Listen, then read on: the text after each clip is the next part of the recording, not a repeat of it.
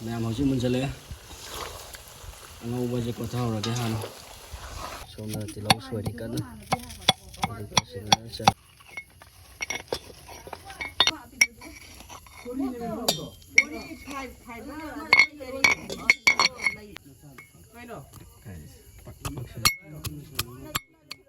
sinh xuống rồi đấy mẹ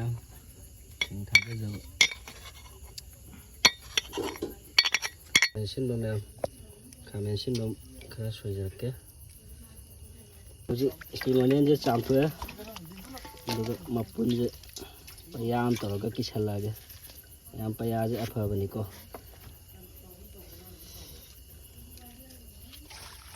Samurai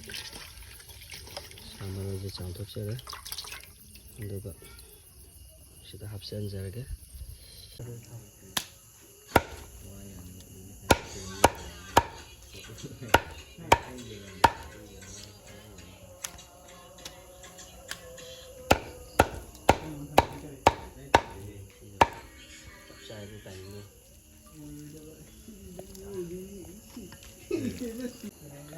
yang masih di Oaksha thôi ra cái chỉ được lâu xe năm này đấy anh tôi sẽ nó xa này đấy kéo xuống như yang masih di Oaksha đi Thao yao được bị đậm mà mang gì được mấy nè Thao yao vẫn được cha bây giờ đấy trang ngoài kì nên là Thao yao được bị đậm đặt con khá là giúp Thao lại thua cả Thao thua lại cả mình sẽ là cái nhau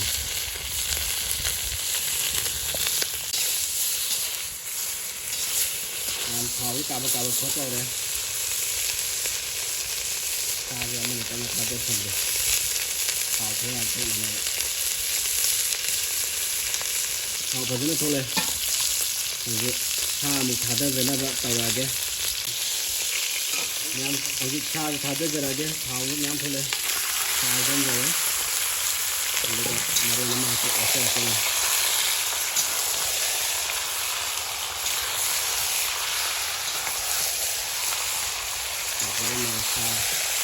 sinh hàng thả tới giờ ra cái sinh hàng nó chạy sang giờ ra cái thằng nên đi thằng thích là nó mấy thích là học nó thích cái thằng này đi nha đấy bây giờ giúp nhau sai nó bông thả tới giờ ra cái sai nó thằng một hàng đấy mà đi chạy sang giờ cái hồi thả cái xin rồi mà rồi làm công việc cái sai giờ đấy rồi thì khởi làm hay giờ đấy nha mình hoa thôi cái còn là vậy mẹ mau giúp camera xin đi thả tới giờ cái camera xin bài rồi camera xin đi camera xin ba mẹ am aku di luar je adum lam cái khana bani na waro biya de camera xin ba cái thongba station giờ cái rồi guest to với phải có tháp đó thùng chẳng là nó vậy đúng đó cái nó rồi nó chơi cái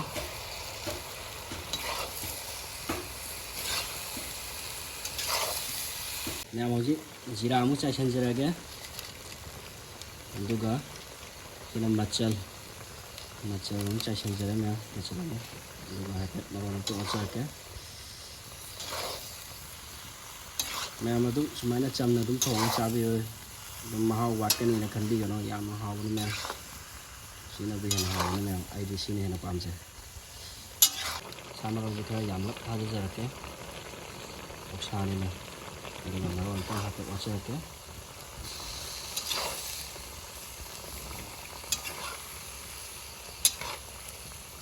yang adun hau rồi đó pet comment đó tum habiro aduga like su khana nambiro like yam da ya da mem view set re aduga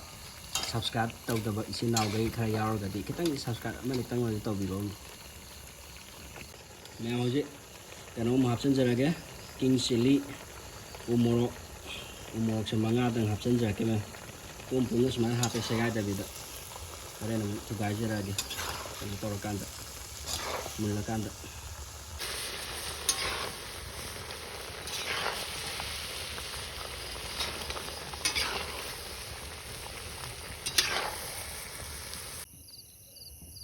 Yam numidang di oibudi oirebu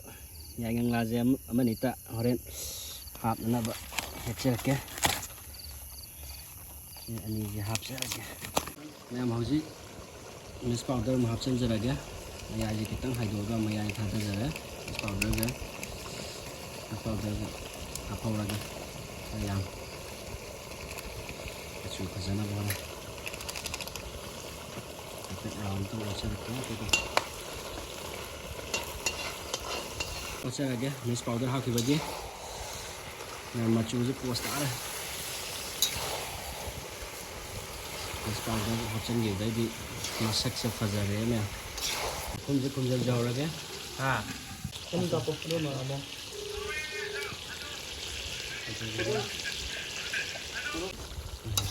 ꯃꯌꯥꯝ ꯍꯧꯖꯤꯛ ꯃꯨꯟꯖꯜꯂꯛꯑꯦ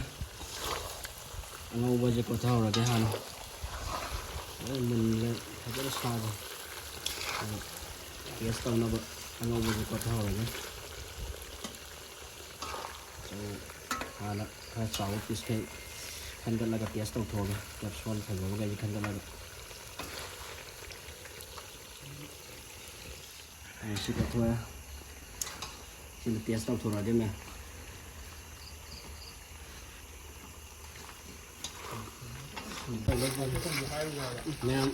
ꯍꯧꯖꯤꯛ ꯃꯍꯤ ꯍꯥꯞꯆꯤꯟꯖꯔꯛꯑꯒꯦ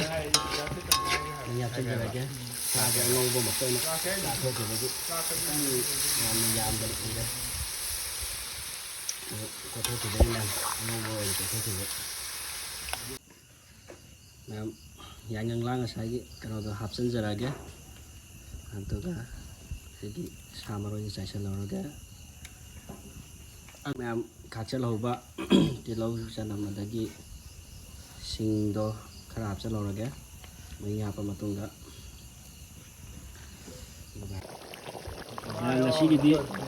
ꯉꯁꯤꯒꯤꯗꯤ ꯐꯗꯤꯒꯣꯝ ꯊꯥꯛꯆꯔꯒ ꯂꯣꯏꯁꯤꯜꯂꯒꯦ